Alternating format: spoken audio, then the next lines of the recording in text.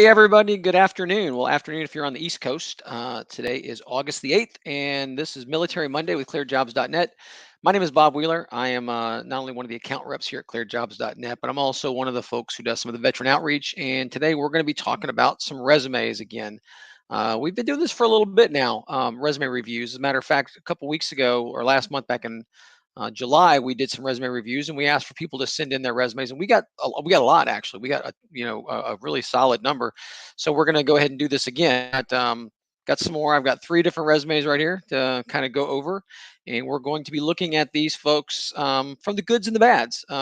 Sometimes when you look at resumes, people like to always just give you either this perfect pristine example of what it's exactly has to be, or they give you some example of like something that's really a mess. But in reality, resumes are always a little bit of everything. And I want to go ahead and caveat this too to let you know that we're trying to do actionable advice because these are real resumes of real job seekers. So we're going to focus it on those things, but also know that good advice is good for 90% of the people 90% of the time. So there's always going to be a thing where maybe something doesn't exactly fit what you're looking for as far as the piece of advice. So everything that we do, take it not with a grain of salt. I don't mean it by that way, but I mean take it and apply it to yourself. And remember too that the other thing about resumes, I say this all the time, is resumes don't get you jobs. Resumes get you interviews. You want to be able to distill down what you're talking about, so you can focus it on a job, so that some recruiter maybe can think it's close enough that they want to pass it on to a hiring manager who can look at it and say, hey, I really want to talk to this person. And it's at that point that you can really get into some of the details of things. So remember, resumes they're going to get you interviews, not necessarily jobs. So with that being said, again, like I said, my name is Bob Wheeler. If I mentioned that already. 20 years in the Navy as a hospital corpsman before I moved on to becoming a recruiter, where I recruited physicians for the Navy. And after that, got out of the Navy in 2014. I've been working here at ClearedJobs.Net for the last 8 years. So for the last 8 years, I've been living in this world between hiring managers, recruiters, and job seekers, and absolutely love talking to both about how to help each other out. So I got Ashley back in the green room. She's in our control studio. She's going to be driving the bus while I'm doing some talking. So Ashley, do you want to pull up the first resume and we're going to get started? So this first resume, let's take a look at this. This person is let's see here. They're an intelligence person. There we go. We're going to kind of zoom in on that whole thing.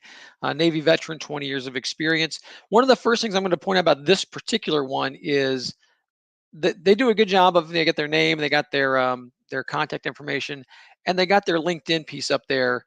And they do have a custom URL, which is good. You had the person's name on there, although it had a bunch of numbers. One of the things I will point out is I went to these the ones that had LinkedIn's today. I went to them and I looked at them, and this particular one was very bare boned in LinkedIn. The reason I bring this up is if you're going to put something on the resume, you're going to want to make sure that it's complete. And I get that intelligence people, so this is an intelligence analyst type person, there may not be a lot of stuff that you're going to put on there, but you need to put something on there if you're going to have this on there, even if it's just saying maybe the different duty stations that you had over the course of those 20 years or something like that. But you do want to do something like that. And something else that I noticed is the very bottom of this professional summary, the last sentence is active top secret SCI clearance. That's good. But when I went to the LinkedIn profile, it says that the person has a top secret SCI clearance with a CI polygraph. Now, we can discuss whether or not it's right to put your polygraph level on LinkedIn. It's technically you're not supposed to, but to be honest, a lot of people do. So I'm not going to tell you one way or the other on that. But I will tell you that that's a piece of information that should be matching. Because if they're looking for somebody with a polygraph and they say, well, I see that they say they've got it here, but they don't say they've got it there, you're already just sowing some seeds of doubt a little bit. So you want to make sure that those things match up, and you want to make sure that especially the important things match up.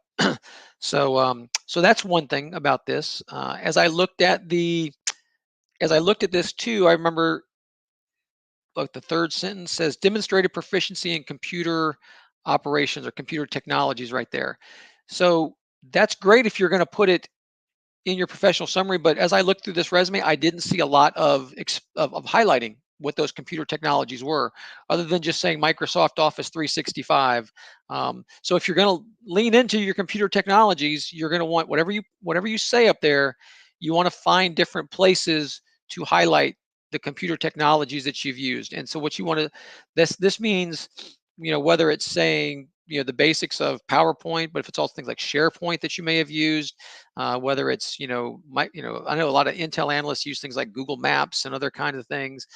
List them by name, because a lot of times those recruiters, those are the keywords they're going to be searching for. So the more of those types of keywords you can throw in there, the better.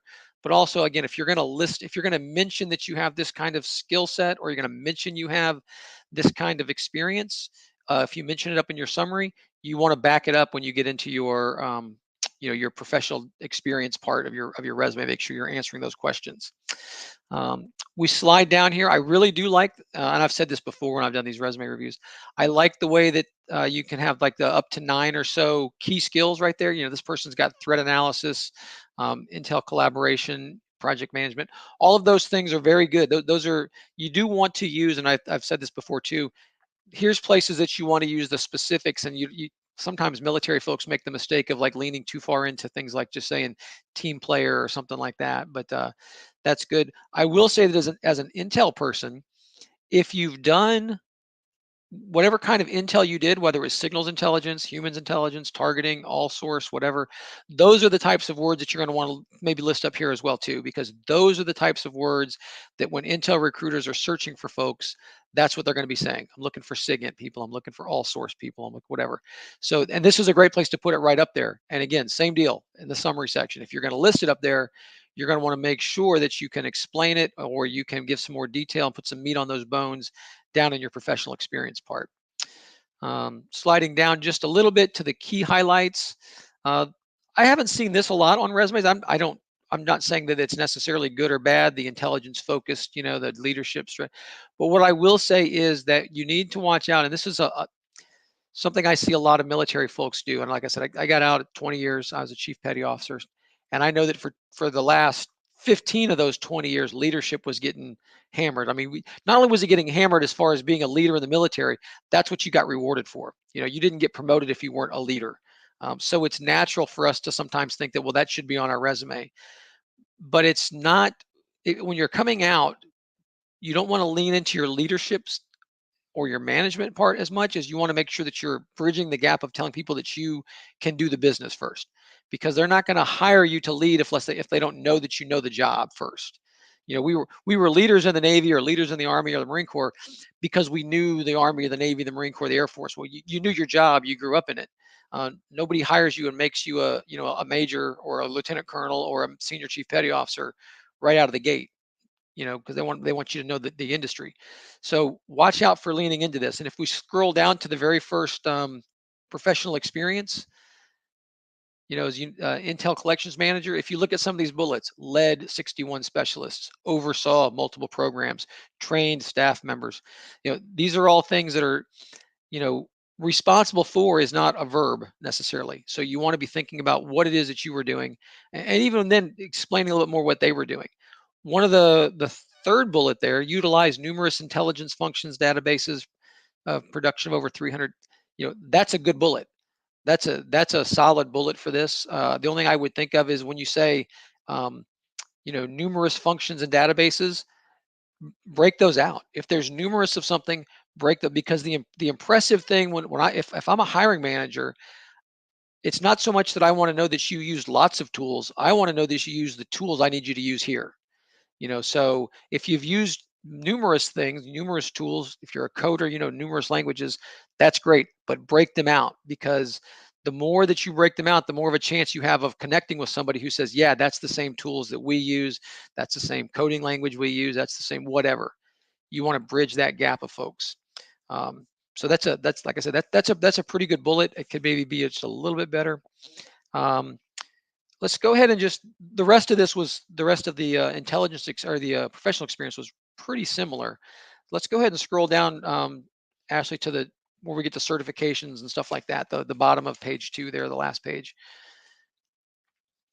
So good things and bad things about this. The certifications, from a content perspective, I really like it a lot.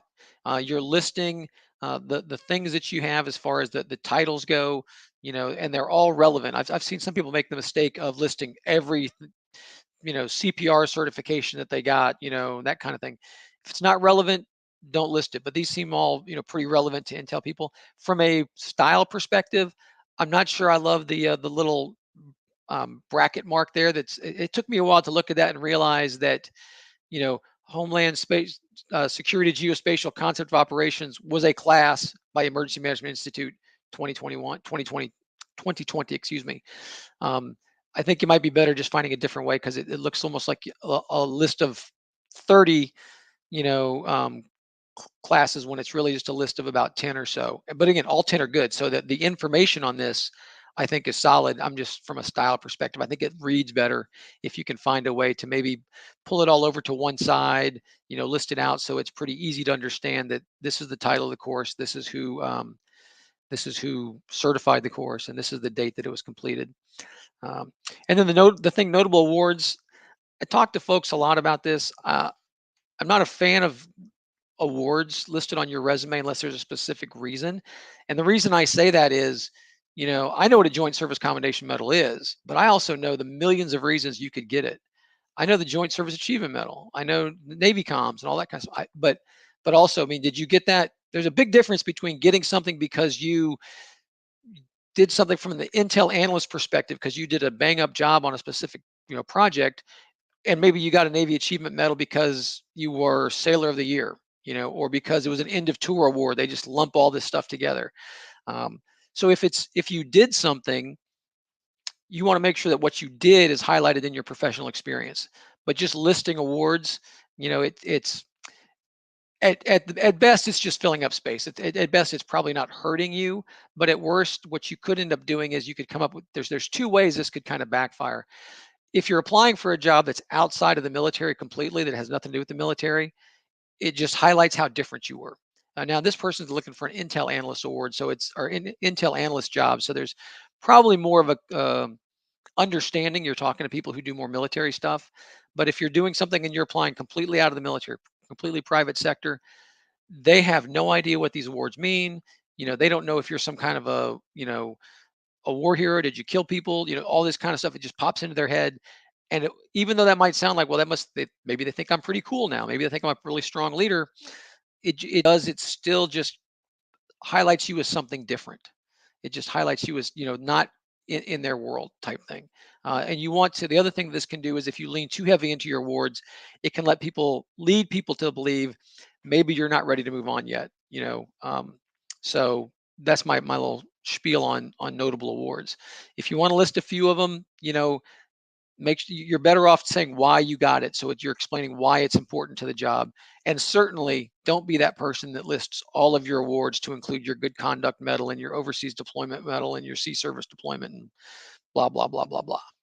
So that is resume number one. Overall, it wasn't a bad resume. Like I said, it was a couple things I would say that could maybe be a little bit better. I hope that helped out some folks as you're looking at things. You want to go ahead and go to the second resume there, Ashley?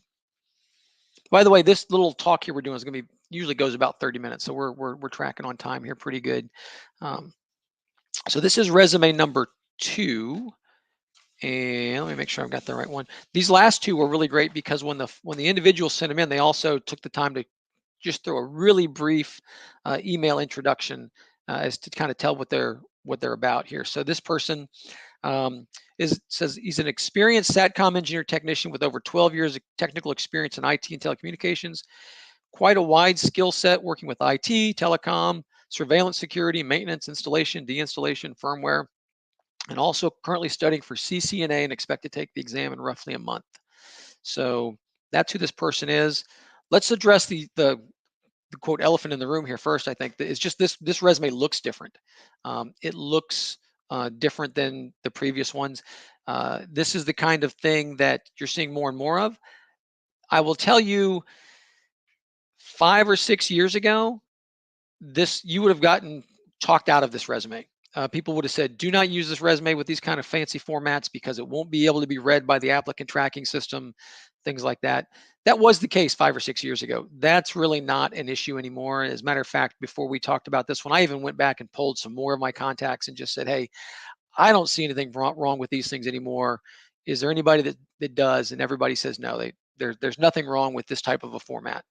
Um, I will say if you do this, you want to make sure that your margins are correct though, because sometimes if the margins aren't right, they get cut off on the side. But as far as just the way it looks, there's really nothing wrong with this anymore. Uh, but as we look at it, it can be an interesting way to highlight your things, but it still does come down to readability. If you want to make things readable, sometimes by making those columns too thin, it can be tough readable. But on the positive side, that thing on the right hand side with the core competencies and certifications, that's very readable.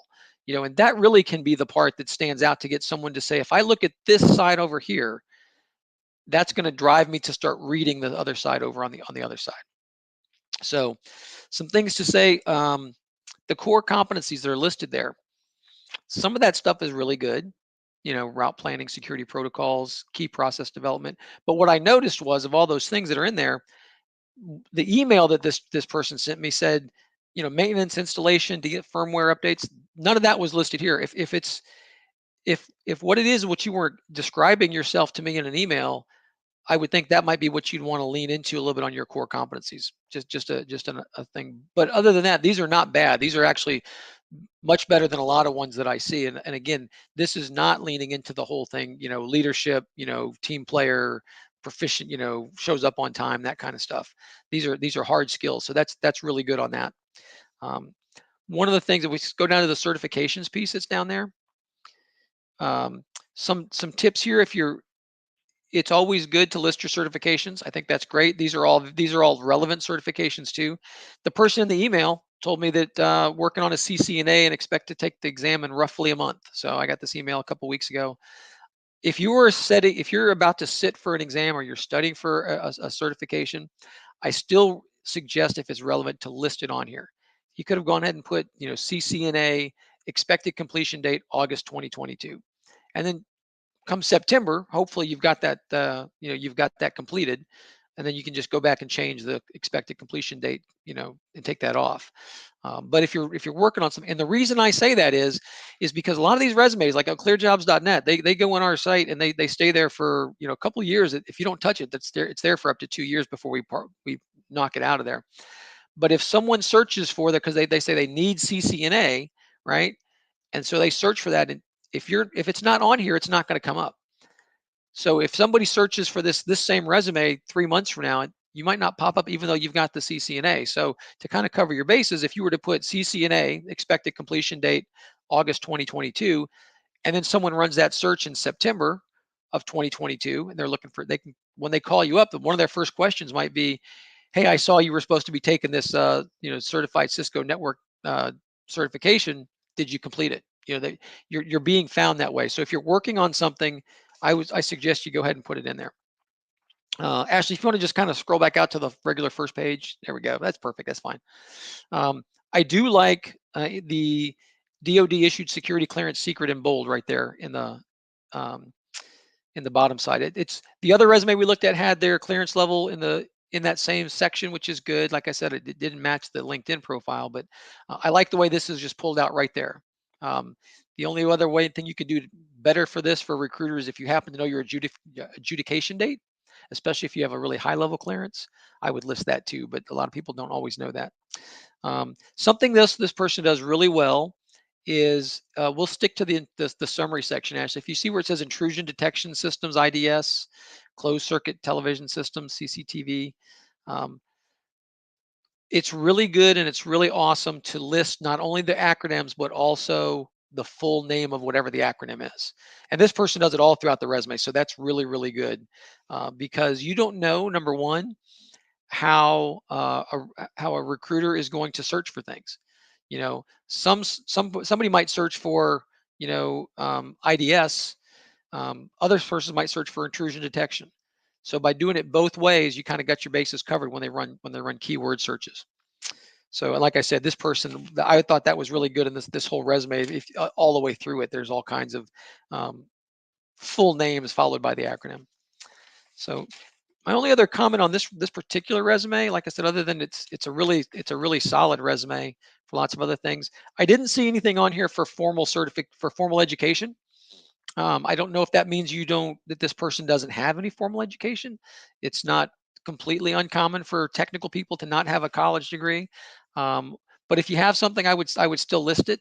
I would, if even if you're working towards it, again, same deal. Maybe this person who's working for that CCNA, expected completion date August. Maybe that person is in the process of working on their bachelor's degree, expected completion date, 2023. If you're doing those things, go ahead and list them on there so that they know that you're still pursuing advancement and you're pursuing your education. Again, because sometimes these things require, especially government contract jobs might require, education levels. And if you can tell them when you're about to attain it, that helps that recruiter decide if they're going to give you a call or not. And a lot of times, depending on the timing, they will call. So that is the end of resume number 2.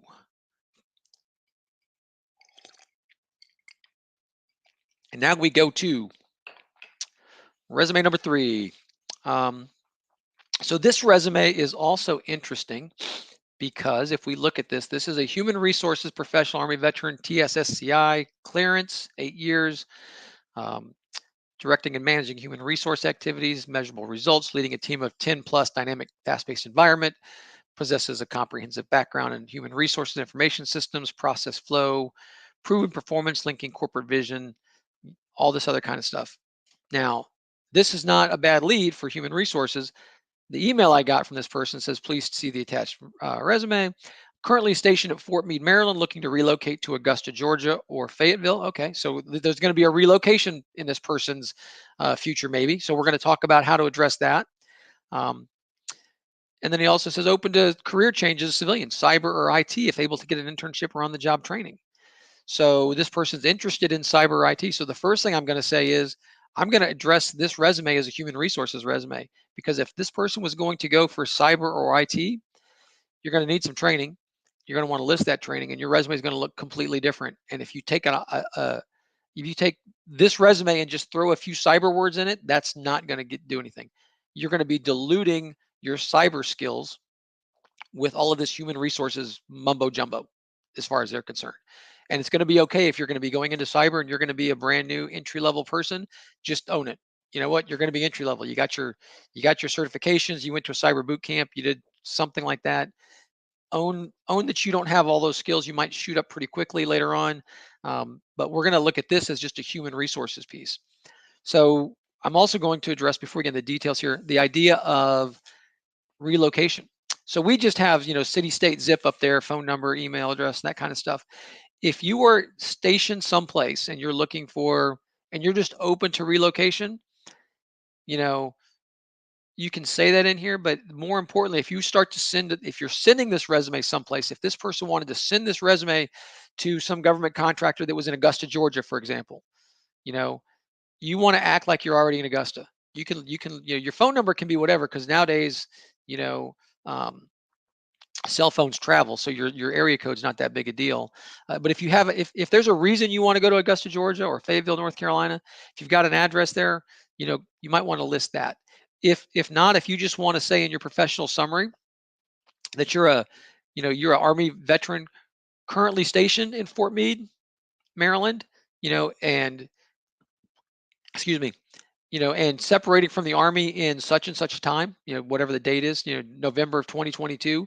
Uh, you could put in there, looking for positions in the Augusta. I would not put looking for positions in Augusta or North Carolina.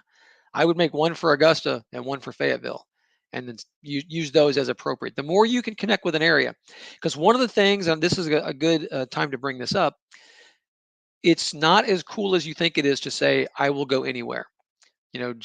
Some companies, most companies are not that really that desperate for people. And the reason they're not that desperate is because it's a risk management thing. And what they don't want to do is they don't want to hire you and then 6 months later have you leave and they have to start back over again.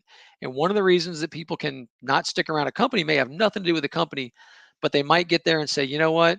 It turns out I don't like Augusta, Georgia as much as I thought I did. Or, I don't like Fayetteville as much as I thought. I actually knew a company that was out of Hawaii who would only hire people who already lived in Hawaii, because he said he had too many folks who took the job thinking Hawaii was going to be great. And then when they got there, they're like, oh my goodness, gas is expensive, milk is expensive. If I want to get home and see my parents or my family in, Michigan, I can't do that. So he actually lost people. So he was always starting over. So He said he wouldn't hire people unless they were from Hawaii or unless they could basically tell him why they knew they were going to be happy in Hawaii.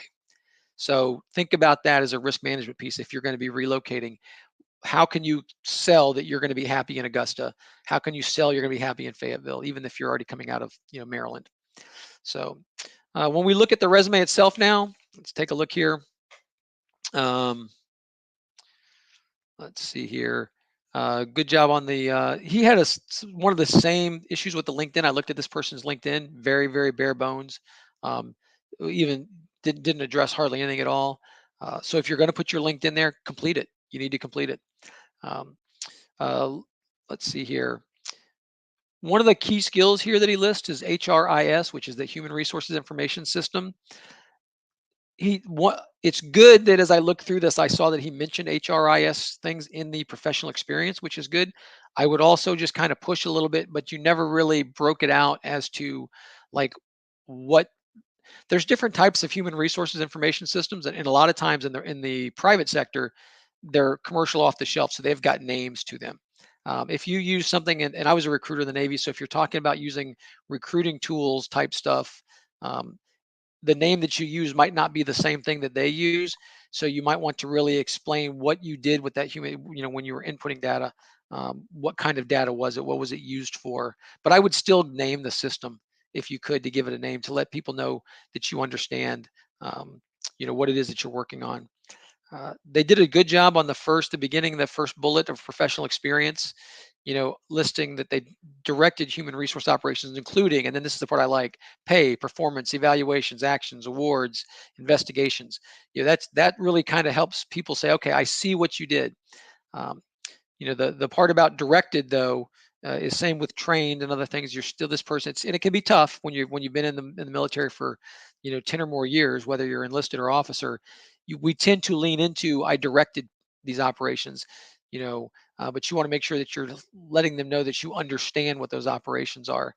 That the last bullet on there, monitored key performance indications for all employees performance, that's a great bullet. That might have been moved up more towards the top of this section. When you think about listing your bullets, think about things that are the most relevant, most relevant to the job. So in one application or one version of this resume might have something listed at the top, but another job that maybe it leans more into I'm looking for a trainer might lean into another way, have other pieces listed up at the top. Just remember, you're trying to distill, you don't want to dilute, and you're always trying to build that bridge and answer that question. So looking at the job description is what's going to kind of tell you in what order things are going to go, and how to answer those questions. um, let's see here. We talked about the human resources. um, Looking down at the very bottom of this one here, you're going to see the education and training and the technical competence. This is where I would maybe list with some of those technical competencies. Maybe listing what the human resources information system was called. Your education and training is good. This is just now, I'm talking about something from a human resources perspective, only because that's kind of where I was at. I definitely encourage you, if you're looking at human resources, to look into certifications through like Society for Human Resources Management or other type of certifications, or maybe even taking other classes in human resources from an outside, because one of the things you're going to find is that human resources is not the same in the private sector as it is in the military. It's just leadership is different. There's wage and hour laws that we don't deal with, that I didn't deal with in the military, but you do deal with on the outside. There's unionization things. You think equal opportunity is one thing in the military, and it is, but it's very different on the outside because there's extra forms and reports. So there's something that you can learn a lot of the gap analysis of understanding what it is you don't know. So that's just my little tip from one human resources person to another, is get some extra training so you can find out what it is you don't know. Otherwise, you run the risk of walking into something and feeling like you're a 10 in experience when you're really only like a 6. And then if all of a sudden you think you're a 10 but you're really a 6, but you act like a 10, you're going to look like a 2 all of a sudden. It can really backfire on you. So that is that. um, that's going to kind of begin to pull things up. I will say I got a couple of commercials there, that if you'd like to have your resume sent to us, and we're more than happy to take a look at some resumes. We do this almost every month. So excuse me, you can send it to militarymonday@clearedjobs.net. So that's Military Monday, singular, no S, just Military Monday at ClearedJobs.net. And if you do send it to us, like I said, please shoot us, drop a couple lines about what it is that you are.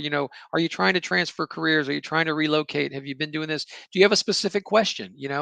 I would love it if somebody said, "Hey, here's my resume. Here's a job description that I'm looking at." Even if it's not one you're going to truly apply for right now, but if you say, "I found this job description. Here's a resume that I think answers that," send it to me, and I'll look at those pieces, and I'll kind of, we can maybe show both things up there. So you can definitely send that out there. ClearedJobs.net, commercial time. We job fairs are still going on. I encourage people who are in the military who are getting out to start going to job fairs. We have in-person ones, we have virtual ones. You can see the full list if you just go to our website and look at job fair list. If you're in the San Antonio area, we got a Cleared Job Fair in 2 days in San Antonio. It's the only one in San Antonio this year. So if you're in that neck of the woods on August the 10th, drop by. You just have to have a security clearance for to get in there. But job fairs are a great way to talk to people. And even if you've got a year left, go talk to people, break the ice, put on something besides a uniform. It'll start to break your mind away from being in the military all the time. And if you want to talk to me or you want to hook up with me, I'm on LinkedIn, Bob Wheeler 5. You can find me. It'll say Bob Wheeler, ClearedJobs.net right there. And I'm on LinkedIn. I'll connect to just about any veteran out there that wants to. And if you follow me, I share some other things, and always happy to help and answer questions as much as I can. So we are just about at our 30 minutes. I think we kind of nailed that down. 3 resumes in 30 minutes. Thought that went pretty well. Again, ClearedJobs.net. If you got a resume, shoot it to us. Other than that, I'm going to let you go. Enjoy the rest of your Monday, everybody. Take care.